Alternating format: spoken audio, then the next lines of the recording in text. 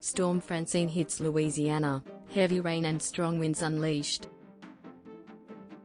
Storm Francine has struck southeast Louisiana, bringing intense rain and strong winds to the region.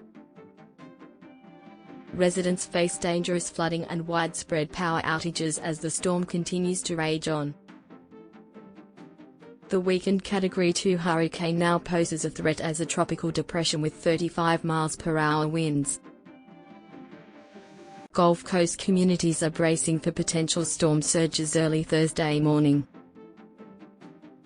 Stay alert and prepared as the storm impacts southern Mississippi and Alabama as well.